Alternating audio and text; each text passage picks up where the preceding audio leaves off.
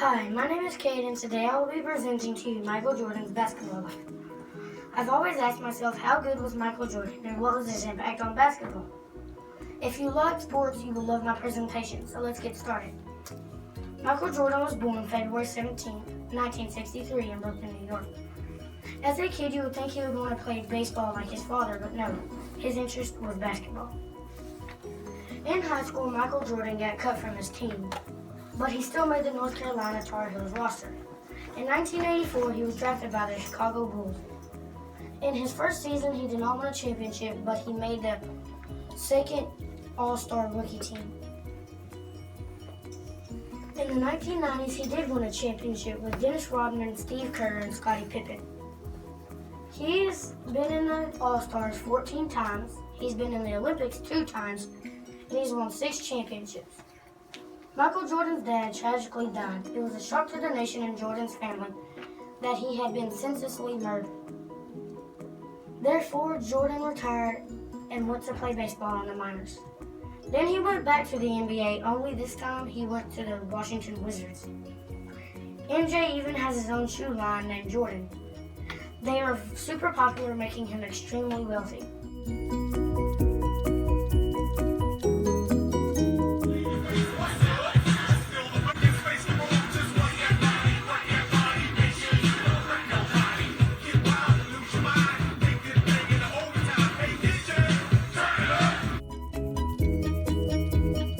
Hola class, my name is Kinsey. My driving question is how can I learn to speak more Spanish? I got interested in this because I have some friends that speak Spanish.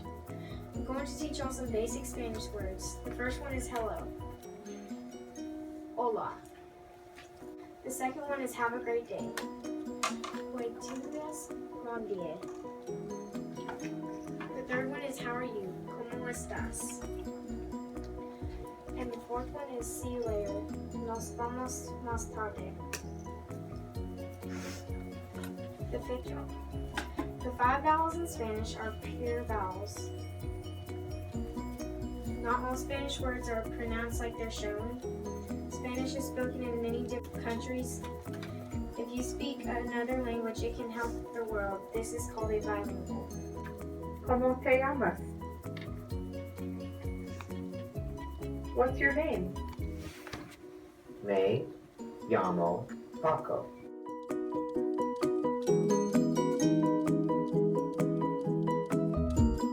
Hello, my name is Tristan, and my presentation is about global warming and how can it affect us. I was interested in this topic because it was something new. Take a second to think about all you know about global warming. But how much do regular people understand the science of climate change? Take a moment to try to explain to yourself how virtually all climate scientists think the Earth is warming. What is the physics?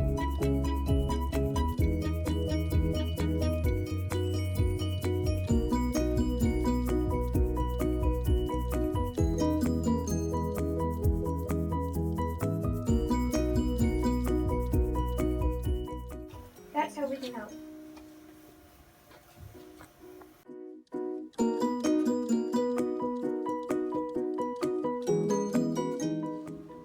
Hi, my name is Jamie, and my driving question is how is Texas different from Alaska?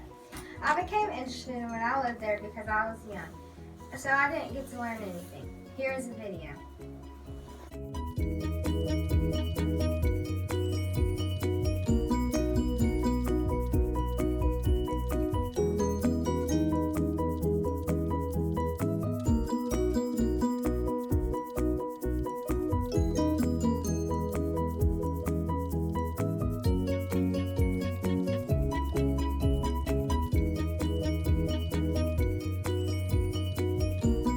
We caught wild in Alaska, you'll have to buy here in Texas.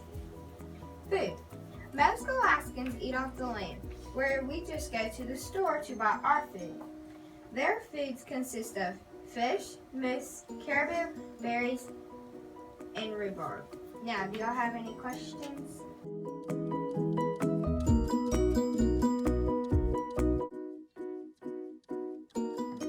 Hi, I'm Kinley, and For my passion project, my driving question is, what does it take to be a police officer?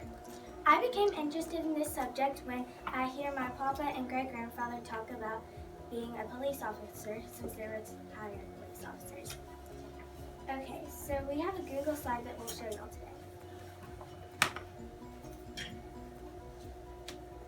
The first thing is the abilities you need to be a police officer. They have to be able to do 25 push-ups, rest, then repeat twice. Do as many squats as you can, rest, then repeat twice. Hold a plank position for at least 9 Years old, you have to have a GED or a high school diploma. You cannot be in trouble with the law, and you have to have a 60-hour credit from an accredited college on 3 years of on-the-job training. So let's get this straight. Is it true that all police officers like donuts? No. Okay, Papa, we all know you're pretty cheap. So do police officers not make that much money? Well, no. Police officers are not going to get very wealthy, that's for sure. I worked 2 and 3 jobs my whole career.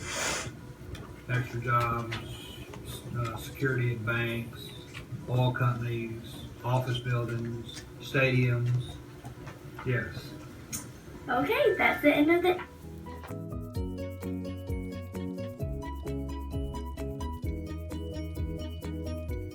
Hello, my name is Riley, and my driving question is, what are the unique characteristics of drabs? I became interested in these animals because I went to the zoo and saw how long their necks are. Once I saw them, I became fascinated from how long their necks are and wanted to learn more about them, so here are my facts. Their extreme height allows them to eat from high trees. Female drabs can become pregnant at 5 years old and give birth standing up, spending most of their day eating. A full drab eats about 25 kilograms of leaves and twigs a day. When drabs walk, they move both legs on one side of their body, then both on the other side. However, they run similar to other mammals. Newborn drabs are about 2 meters tall and weigh up to 70 kilograms. The male drab is both taller.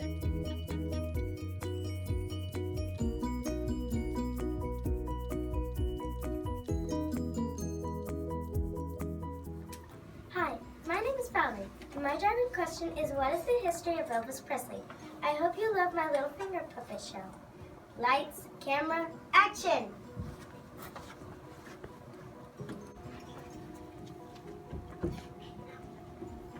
Oh, sorry. Oh, Excuse me. Excuse me. Oh, sorry. Hey, aren't you Elvis Presley? Uh-huh. I would love to learn more about you. Yes. Well, I was born in a 2-room house in Mississippi, January 8, 1935. I had 149 popsicles. My parents were Gladys and Vermont Presley. I won 2nd place in the Mississippi, Alabama Fair and Dairy Show for my rendition of Red Floyd's Old Sheep. Upon my graduation in June 1953, I worked for a precision tool company. By October, I had to bring the Louisiana Hiking and popular radio program up on WIT in 1956. Me and Parker traveled where I cut my first records for RLA. On March 24, 1958, I joined the Army. They called me the King of Rock and Roll. I died in Memphis, Tennessee. My common nickname was Elvis the Pelvis because I shook my hips. Bum, bum.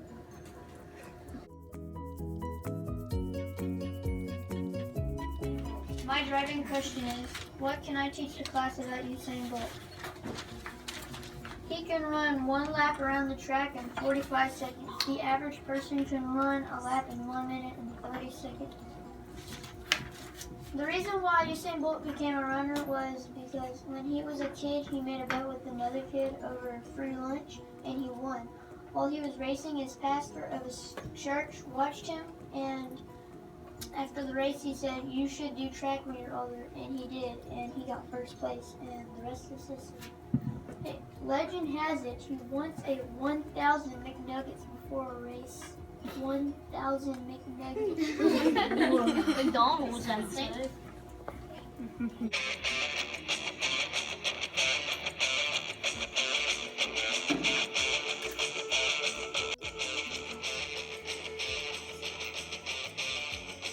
If you want to be the best or you want to strive for more, you gotta set goals, and you gotta set goals that are hard to get to if you want to be the best. So for me, I try to set. My passion project is about how nice are pit bulls, and I want you to know they are not that dangerous if you think about it. You know how people are training them to like bite people and stuff? Well, I'm gonna prove to you that they're not bad animals. 1, it depends where you raise them. 2, it depends how you treat them. 3, it depends what you do to them. And this is my dog's Leash. Him and Leash are nemesis, can you tell? But he's actually a really good dog, and I have a picture of him. Hey, big kids. Hey, big kids. Oh, yes, I know you're happy to see your John, aren't you?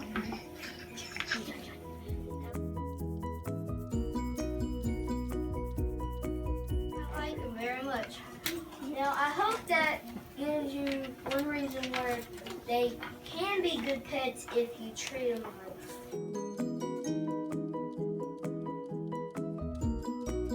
Hi, my name is Caitlin. My driving question is, can I learn about Dorothy Gibson? I started getting interested in her when I learned about the Titanic. Later, I learned she was a first-class survivor. But without all this yapping, let's get on with the project. Dorothy Gibson was born on May 17, 1889. She was born in Hoboken, New Jersey. Dorothy was an actress for 6 months before boarding the Titanic. She boarded the Titanic on April 10, 1912, with her mother. A couple days later, the Titanic struck an iceberg. It struck at 11:40, suddenly awakening Dorothy and her mother. They rushed down to lifeboats. There were 2 of the 28 lucky people who got to get on lifeboat 7. They were saved by Carpathia.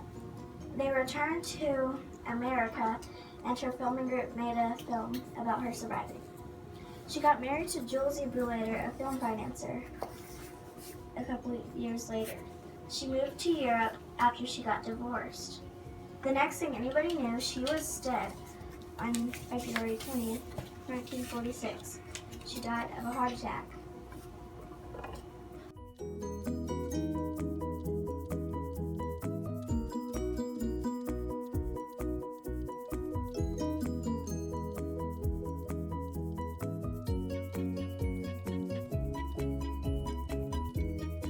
Hi, my name is Matthew, and today I'm going to be answering the question, how was the Earth formed? Scientists are still studying other planets in our solar system, and others, to better understand which theory is most accurate. So, let's start with the age of Earth. Earth was formed about 4.6 billion years ago, which is about 1/3 of the universe's age. Our solar system was created out of a cloud of dust and gas known as the solar nebula.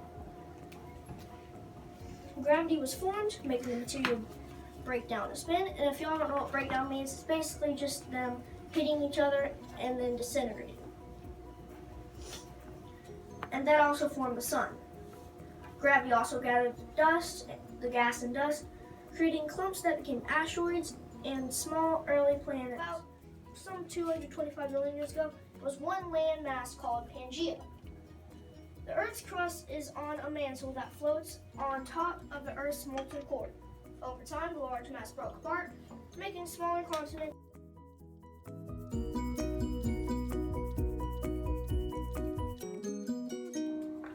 Hi, my name is Tristan, and my driving question is about the Megalodon. This interested me because of the Discovery Channel, or Shark Week. The shark is 60 feet long and his tooth is 7 inches, which means his jaws is 11 feet wide and 9 feet tall.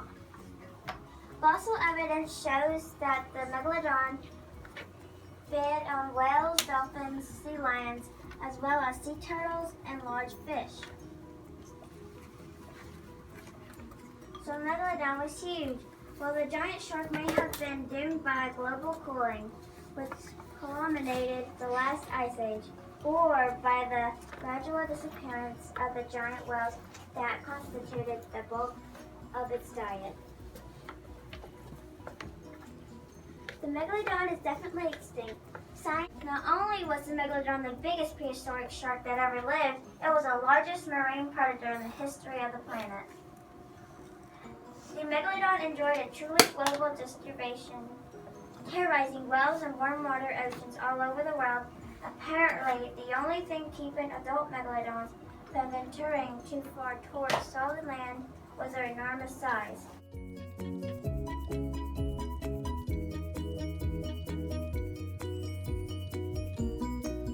Hi, my name is Sean, and my driving question is who is Babe Ruth and what impact did he making on baseball?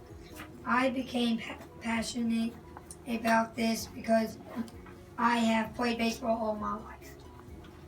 And if you're like looking at the triboard, this means the blue is the Yankee, and orange is the Orioles, and the Boston Red Sox is the. He was born on February 6, 1895. Baltimore, Maryland. He had 7 sisters and brothers. Only one lived. His hero, brother Matthew, Baltimore, height 6'2". He weighed 215 pounds, and he died on August 16th, 1948. By ball, and he ran into the wall, and he knocked himself out of consciousness.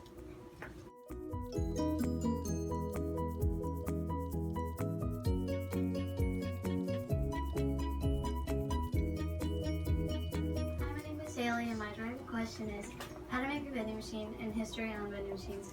I learned about vending machines, and the reason why I got interested in vending machines is because one time I was looking up for a vending machine on YouTube, and I saw this boy making a vending machine out of cardboard, so I thought that would be fun. The mechanism is inside of the vending machine that makes the vending machine, well, a vending machine. It includes chains, coin structures, coin weight monitors, and a whole bunch of others. The history of vending machines: in 1880, one of the first vending machines was made by Percival Everett, and his company made this one right there. It dispenses post-it notes and postage stamps. And now I will show you the video. Lobster, caviar, fresh baked cupcakes, wide array of bait and tackle. There's a vending machine out there somewhere that'll sell you pretty much any tasty food item you can think of. That's crazy! The true golden age of machine dispensed food may have been from behind the little windows of your friendly neighborhood automat. Hi, my name is Caleb. Have you ever wondered how or why volcanoes erupt? I'm here to tell you. They interest me because I love to learn about the makeup of the Earth. A volcano is a rupture in the crust of a planetary mass, objects such as Earth, that allows hot lava, volcanic ash, and gases to escape as magma chamber below.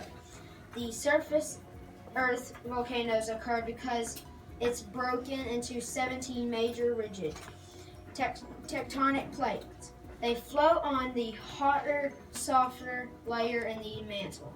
Today I will tell you about 3 types of volcanoes. The first type is called a composite, or known as a stratovolcano. Mount St. Helens is the famous one, founded in the Cascade Range along the west coast of Washington State.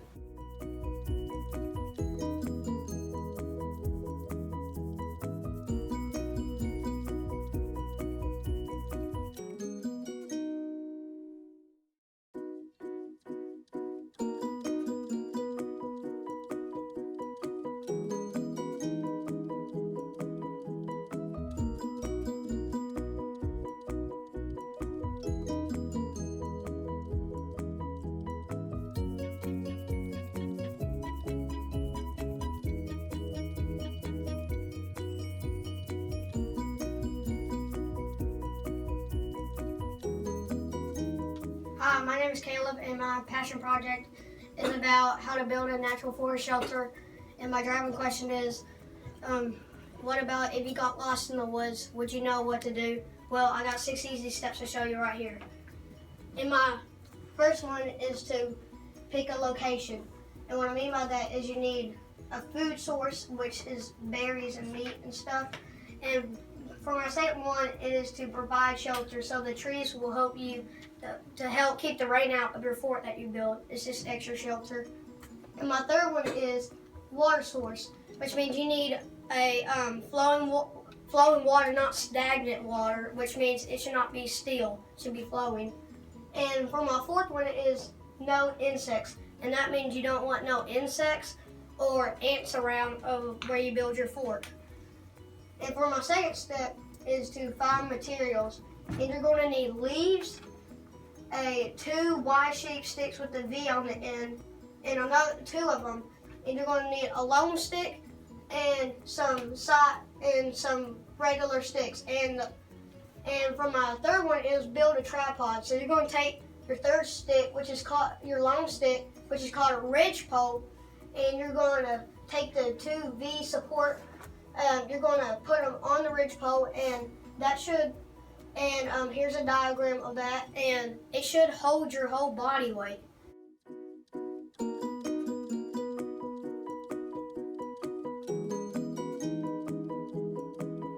My name is Justin, and my passion project is the transparent egg. My driving question is, wouldn't it be cool to make an egg into a ball? So I'm gonna do the impossible. Okay, the first step to making a transparent egg. First, I did my hypothesis. My hypothesis was that the egg will be see-through. First thing that you'll need a glass jar, small bottle of white vinegar, and you'll need 1 raw egg. Your first step is place your egg very carefully into the jar, which you can see right there. You put it in there really carefully, which me and my dad did it together. So you see, what you do, you record the time. By the next day, at that same exact time, there'll still be skin on it, but it'll be like flaking up. But if you could do this really carefully, what you'll get it out, and after a full 24 hours has passed, remove your egg very gently, place it under warm water, started rubbing it, and it became see-through like this.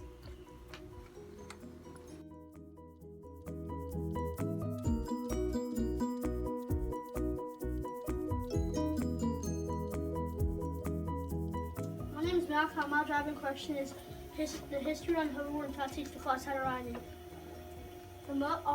Most of the hoverboards you've been hearing that have been exploding are mostly the off-brand hoverboards. And the official brands, for example, Moby boards and Alien wheels, are the ones that are stable now. Most hoverboards go between 12 and 15 miles per hour. To ride a hoverboard, you need to maintain great balance like I am right now, and don't freak out right when you get on the hoverboard. And here's 4 steps to show you how to ride a hoverboard. Step 1, step with your right foot, then easy step with your left.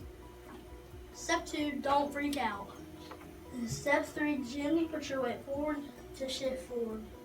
Gently shift your weight backwards to shift backwards.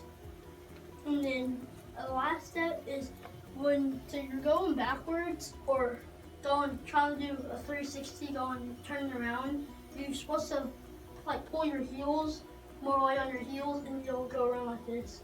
Or you can go around the other way. And then, can I do tricks in here? Yeah, okay. Oh yes. Oh, thanks for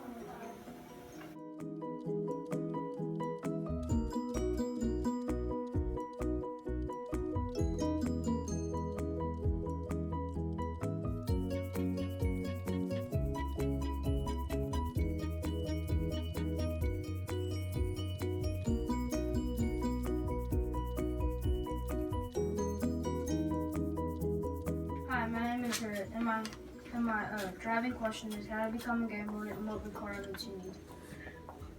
To be a game warden, you need to have you need to be 21 years or older.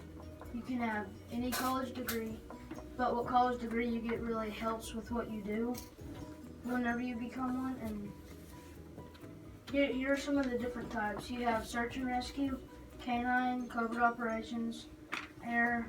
We have the helicopter, scout team, water rescue, marine tactical, marine investigations, statewide, honor guard, and the training academy is the front gate. And then that's a picture of Captain Gordon. He's been a game warden for 20 years. He's been at the training center for 7. His favorite is the firearms. He is a self-proclaimed gun nut because he knows pretty much every single gun that's ever made. And that's a picture of me in the armory with guns everywhere. This is a picture of one of the classrooms. Like I said, you have to be 21 years or older. You can have any degree. You cannot get in trouble with the law. The most you can have is 1 speeding ticket.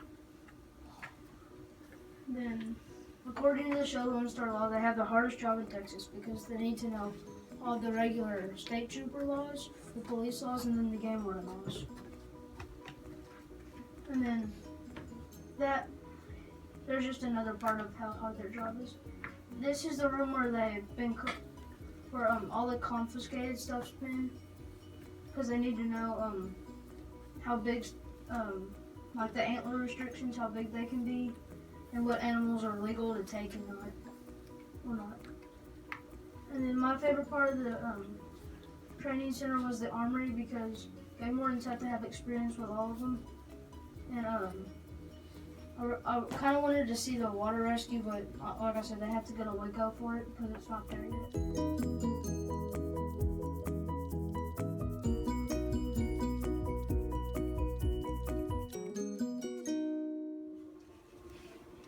Hi, my name is Chasen, and my driving question is about Mars, so here you go. Mars has been known as prehistoric times. Mars is a terrestrial planet, a thin atmosphere composed primarily of carbon dioxide. Mars is the 4th planet from the Sun and the 2nd smallest planet in the solar system after Mercury, named after the Roman god of war. It is often referred as the red planet because the iron oxide prevalent on its surface gives it the reddish appearance. Mars and Earth have approximately the same land mass. Mars is home up to the tallest mountain in the solar system called Olympus.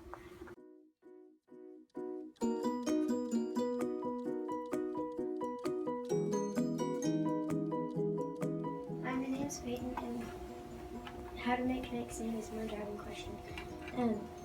First of all, this is the first one. It was silly putty and sand. It didn't work very well. But the second one, it was a lot of soap and water and dish soap. It didn't work either. It just really dried out. And this one was my last one. It was here. It's up there. It's kinetic sand.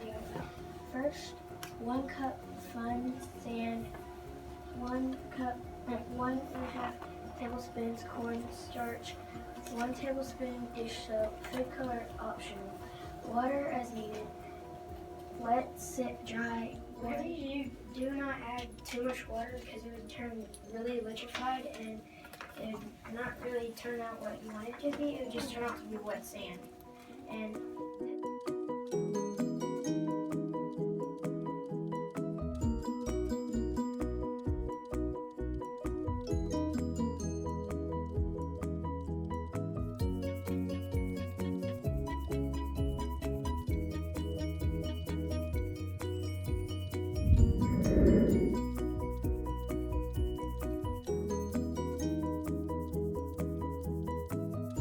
Hello, my name is Davis, and my passion is snow cones, and I have a slideshow to show you my passion project. I'm passionate about snow cones because they are my favorite treat. I love seeing them come in the spring and hate seeing them leave in the fall. I love them so much I wanted to know where snow cones came from. Here's the history of snow cones. The snow cone spans continents and dates back to the time of Jesus. We will discuss the history of snow cones, snowballs, shaved ice, and all the variations from ancient times to today.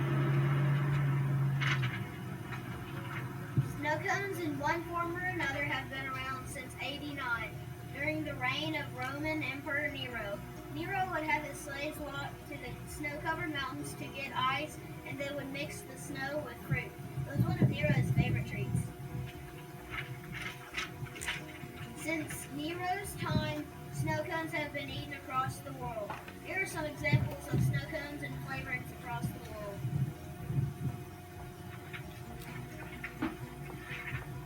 Malaysia, Ica cake, red bean. Mexico, raspados, lemon and chili. Korea, bingsu, sweet pumpkin. Taiwan, bo bean, green tea. India, bolas, green apple. Puerto Rico, biragualas, tamarind. Japan, kakigoro, sweet plum. In Japan, Malaysia, and Taiwan, sweet bean paste is a very popular flavor for snow cones. Anyone want a bean-flavored snow cone? Yuck!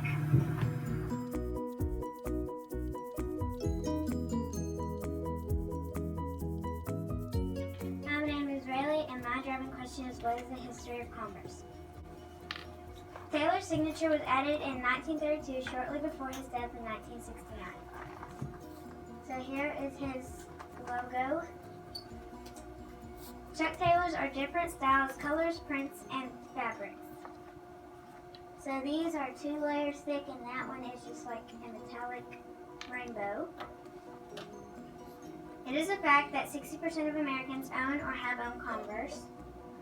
So here is a lady wearing Converse. They were elite shoes for basketball. So here is some people playing basketball with Converse on. Converse gave Chuck Taylor a job as a salesman and an ambassador promoting shoes around the U.S. So here's Chuck Taylor. The nicknames over the years have been Connie's, Cons, Chuck Norris, and Chicken Taylors. So everybody likes pizza, so here's some pizza Converse. The new Converse are $80 including tax, but 60% are $50 in 2015. So, money in Converse. These shoes are made of a rubber sole and a canvas upper for a professional basketball league. So, here is the rubber sole right here. They are invented for men and women, but are also in kid sizes. So here's a man.